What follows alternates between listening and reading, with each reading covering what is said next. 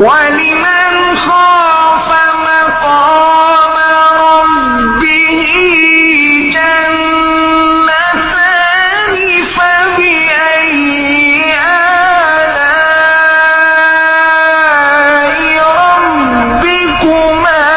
تكذبان ذواتا أفنان فبأي آلاء ربكما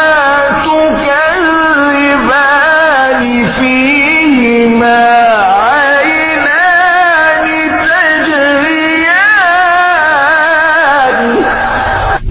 فبأي